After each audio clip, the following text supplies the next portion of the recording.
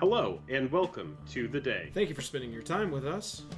I'm Jake. I'm Joel. Welcome back to another episode of Jake and Joel Are Magic. We are continuing our Pioneer, got the set name. Sleeper. Got the not the set, but the format name, right? You got it correct. Hey, You're doing it. Nailed it. It's our Sleeper Making series. huge strides. I'm saying Pioneer instead of Frontier. Like You're Jake a said, pioneer of learning the word pioneer. this is our Pioneer Sleeper series. We are rounding out our Theros block with Journey into Nyx's Sleeper picks. Rhymes a little bit. Yeah. Before we can get into the content. Yeah, if you wouldn't mind hitting like, hitting subscribe down there. If you're logged in, that's Jake's caveat. He loves to say That's it. That's it. Only if you're logged in. If you're here to watch, here to assimilate, just sit back, take the info in. Enjoy. But if you are logged in, click a button. Just click a button. That's it. Any button. Let's get into the cards. This is my pick. Aegis of the Gods. At the very least, in a mono-white strategy or any kind of Boros strategy, this is a sideboard card. And you'll notice that a lot of our cards are that because, like we've said in all the other videos, our mindset for picking these cards is that we're not picking the top.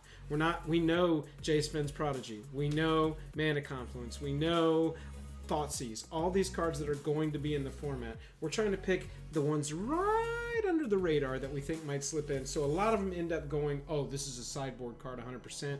And I think Aegis of the Gods is no different from some of those sideboard cards.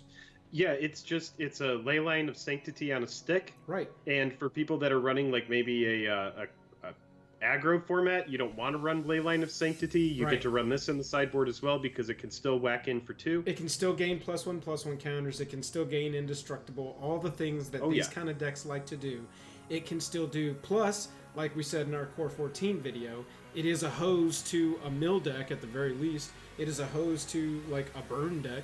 And so this is the kind of card that you want to bring in and maybe, depending on the meta, consider sideboarding. I mean, this card gets burned first and then they have to burn your face. Right. I'd rather this take a lightning strike. You know what I'm saying?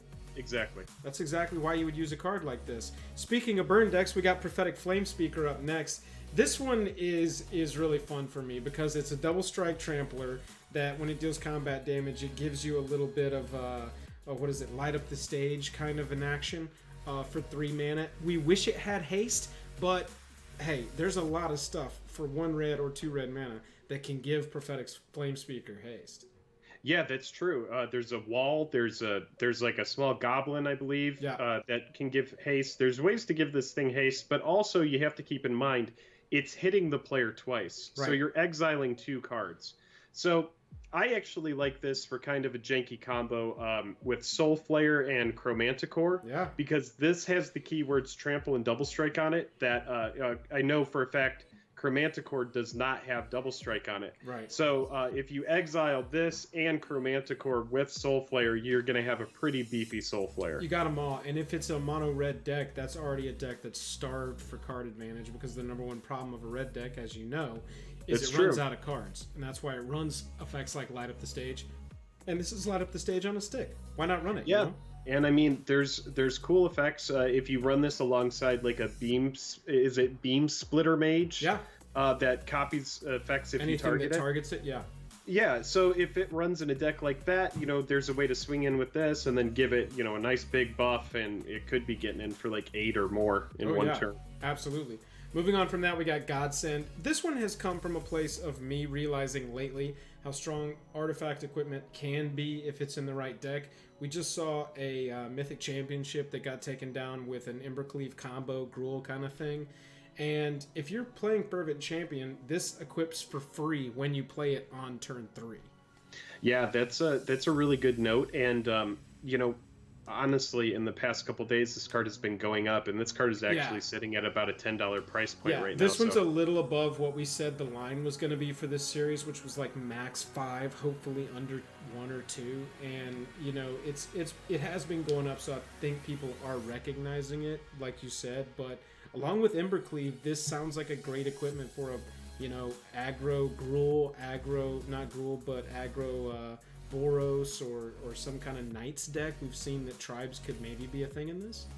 For sure, and I also like, Embercleave is also legendary equipment. This is its own legendary equipment. So where you wouldn't be able to play two Embercleaves or two Godsends, I think that these equipment could actually run alongside each other. Yeah, plus, I mean, it's got all the rest of the keyword soup on there that That's says true. that it's exiling creatures that it blocks or blocks. So, I mean, it's not that bad to run in there. Next, this is Keranos, God of the Storms. This one's a little expensive for this format, I think, but Jake wanted to include it on the list. Jake, what you got for this one?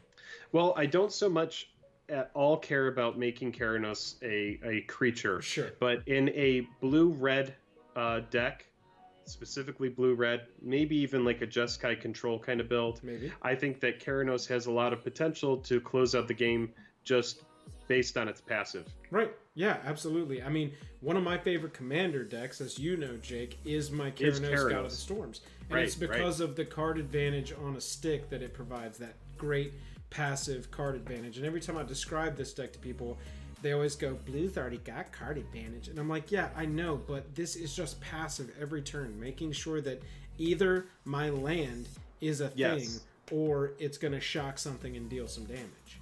Yeah, exactly. I don't know if this card has been errated to say any target. I imagine it has, target creature or player, because at the time that it came out, I don't think any target was a thing. No, it was not. But this card is it's really good. It offers card advantage, it offers direct damage, and it's a great finisher to just put into a control deck. Yeah, I think as far as sleeper picks goes, this one is deeper. This is like a coma pick, but it is possible that the shell could exist to have this as like a 1 or 2 of in the deck. After that, we got another god, which is Farika, God of Affliction. And if you saw our M14 video, if you haven't, go check it out, Core 14. You know that we are super high on removing cards from the opponent's graveyard. Yeah, this is a card that's, again, I don't really care so much at all about it becoming a creature, but I like the fact that it's indestructible and the fact that it offers a way to get pesky creatures out of your opponent's graveyard. And it only costs 3. That the is gutter the big bones. thing here. Yeah, it only costs 3, but it gets rid of gutter bones. It gets rid of anything that comes back from the yard. Anything that, like, a Blood for Bones deck is going to go target.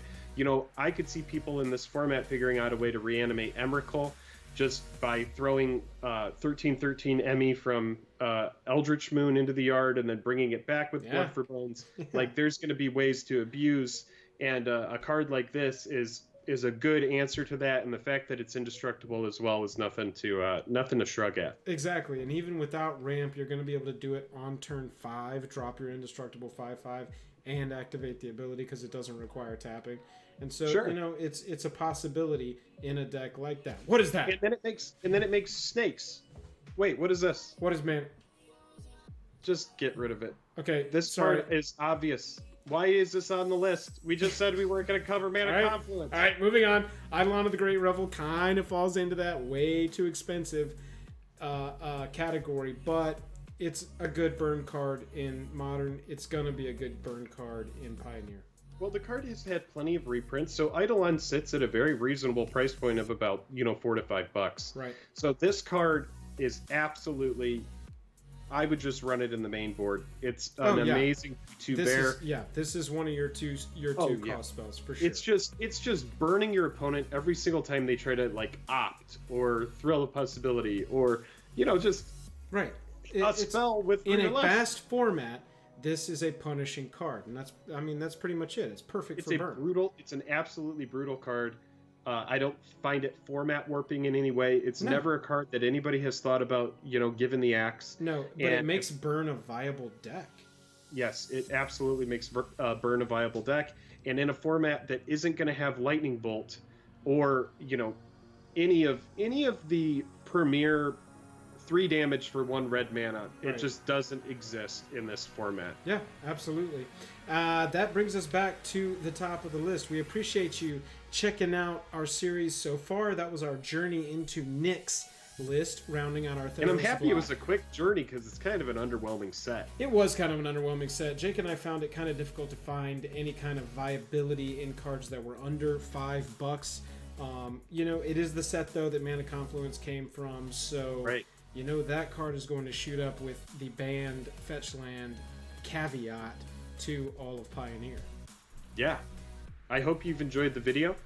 I know that we've enjoyed making it, and we always appreciate you spending your time with us. Absolutely, we do. We've got a Patreon down below if you want to support us further. We appreciate if you'd like and follow if you like the video. We stream twice a week over on Twitch, Tuesday and Thursday nights. I'm tapped out. Jake, you got anything else? Let's see. What do I have? What do you have? Grab something. What do you have? I have this. Oh, I found a foil Mystic Sanctuary. Oh, I found a hair look at tie. that. This is look at a that lot. Green screen action. Whoa! God, if only foil Mystic Sanctuary came with the weird green screen action. You could see through. All right. Thanks, everybody. We appreciate it. Later.